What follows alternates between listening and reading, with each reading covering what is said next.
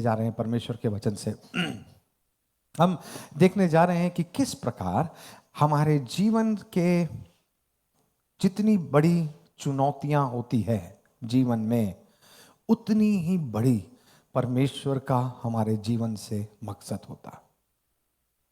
और बाइबल में हम उन सारे लोगों को देख सकते हैं। और आज मैं पुराने नियम से कुछ नामों को, आपके सब तो नहीं मगर कुछ नामों को आपके सामने रखूंगा और हम मिलकर देखेंगे पुराने नियम से उन लोगों को जो चुनौतीपूर्ण उनका जीवन रहा, मगर परमेश्वर का मकसद भी उनके जीवन में उतना ही अधिक था। अगले संडे हम देखेंगे नए नियम से उन नामों को जिनके जीवन में चुनौतियां जितनी बड़ी थी उतनी बड़ी परमेश्वर की उनके जीवन से योजना थी। और महिलाओं की मीटिंग यहाँ होने वाली है अक्टूबर में, उसमें मैं महिलाओं के बारे में देखूंगा कि जितनी बड़ी चुनौती उन महिलाओं की थी उतनी बड़ी परमेश्वर की योजना थी। तो 3 भाग में ये है, एक पुराना नियम, एक नया नियम और विशेषकर महिलाओं के लिए अलग से। तो आज पुराने नियम से हम कुछ नामों पर ध्यान देंगे और हम अपने जीवन की चुनौतियों को के सामने में उनके जीवन की चुनौतियों को देखेंगे और हम देखेंगे कि कैसे परमेश्वर ने अपने प्रिय लोगों के जीवन में परीक्षाओं की कोई कमी नहीं की, क्योंकि परीक्षा से ही परमेश्वर के संतान बनते हैं। यदि आपके जीवन में कोई परीक्षा नहीं है तो सवाल ये पूछना होगा कि आप सच में प्रभु को जानते भी है कि नहीं, क्योंकि प्रभु के संतानों के जीवन में परीक्षाएं होती है। तो इसके ठीक विपरीत मत समझिएगा, जैसे कि बहुत लोग समझते हैं जब जीवन में संकट और मुसीबत और परेशानी और परीक्षाएं आती है तो लोग समझते हैं कि प्रभु ने हमें छोड़ दिया, प्रभु ने हमें त्याग दिया, प्रभु हमारी प्रार्थनाओं को नहीं सुन रहा है, प्रभु कहां चला गया, क्या ये प्रभु जीवित है या नहीं। हम प्रभु की अस्तित्व पर सवाल उठाना शुरू कर देते हैं, जबकि हम ये भूल जाते हैं कि परीक्षाएं एक मसीही जीवन का भाग है। जितना बड़ा परीक्षा, जितनी बड़ी चुनौती, उतना बड़ा प्रभु का हमारे जीवन से उद्देश्य। आज हम परमेश्वर के वचन में सबसे पहले जाएंगे उत्पत्ति की किताब, उसके 50वें अध्याय। उत्पत्ति उसके 50वें अध्याय उसके 20वें पद में हम ध्यान देंगे।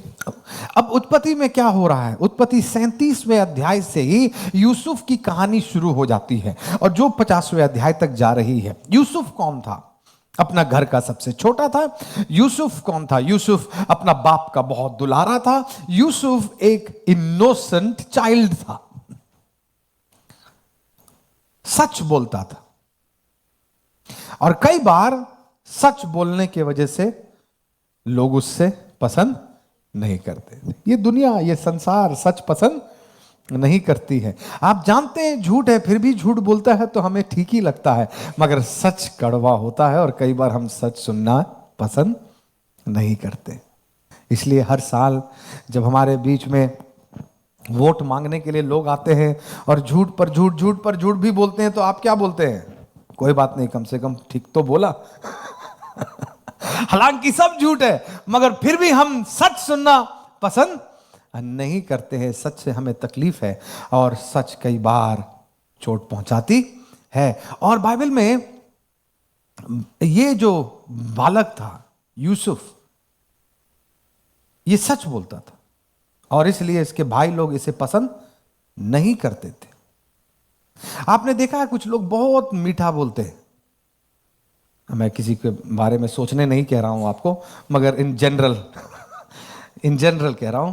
कई बार मीठा बोली से हमें लगता है कि कितना अच्छा वो व्यक्ति है, मगर कभी आपने सुना है जब लोग थोड़ा कड़वा बोलते हैं तो आप क्या बोलते हैं? अरे वो सिर्फ बोलता वैसा है, उसका मन बहुत अच्छा है, बोलते हैं ना, सुने ना। ये हर अच्छा मन वाला लोग इतना सीधा क्यों बोलता है? कई बार उनकी बातें इतनी कड़वी क्यों लगती है? क्या उनका मन खराब है? ये सवाल हम यूसुफ के जीवन में देखते हैं। यूसुफ इनोसेंट था। यूसुफ ने जो देखा वो बोला। यूसुफ ने कहा, हम तुम लोगों के ऊपर हम अपने आप को देखते हैं, ना पिता को पसंद आया, ना भाइयों को पसंद आया।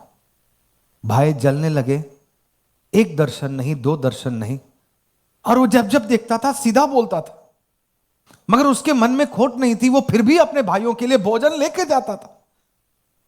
बाप ने कहा भाइयों को भोजन दो, हाँ पिताजी मैं दूंगा, मगर भाइयों के मन में उसके प्रति क्या थी? खोट थी। भाइयों ने क्या किया? नाउ दर्शन क्या था? दर्शन ये था एक दिन वो भाइयों से ऊपर होगा, एक दिन वो मां बाप से भी ऊपर होगा। उसे नहीं मालूम इस दर्शन का अर्थ क्या है, उसे यह भी नहीं मालूम कि कहीं वो राजा बनेगा, राजगद्दी में बैठेगा, उसे कोई आइडिया नहीं है। उसे बस दर्शन मिला, उस दर्शन पर उसने बात किया कि एक दिन मैं सफल व्यक्ति बनूंगा।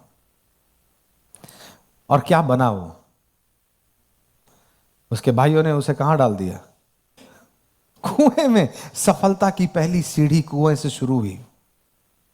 सफलता की पहली सीढ़ी अपने भाइयों से धोखे से शुरू हुई। यह है उसकी सफलता की सीढ़ी। अपनों ने उसे छोड़ दिया, त्याग दिया। अपने जब अपने हमारे खिलाफ हो जाते हैं तो कैसा लगता? जब अपने अपनों को नहीं समझते हैं तो कैसा लगता? जब माँ बाप, जब परिवार के लोग, जब परिवार के सदस्य आपको नहीं समझते हैं, आपके विचार नहीं समझते हैं, आपके विश्वास को नहीं समझते हैं, तो कैसा लगता? जब अपने ही लोग हमारी हानि का कारण बन जाते हैं तो कैसा लगता? क्या हम उन्हें क्षमा कर पाते हैं? क्या फिर भी हम उनसे प्रेम कर पाते हैं? मुश्किल है। मगर यहां पर एक यूसुफ है जिसके अपने भाइयों ने उसे छोड़ दिया,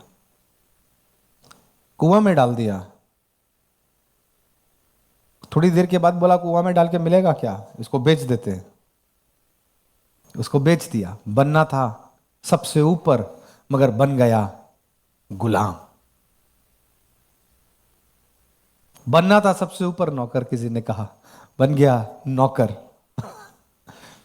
गुलाम, सबसे छोटा, शून्य। कभी कभी प्रभु को अपने मकसद में आपको लेकर जाने के लिए सबसे पहले आपको शून्य से शुरू करना पड़ता है। शून्य से। एक गीत है, शून्य से लेकर तूने मुझे, कैसे गाना चाहते हैं आप लोग? गाइए चलिए। शून्य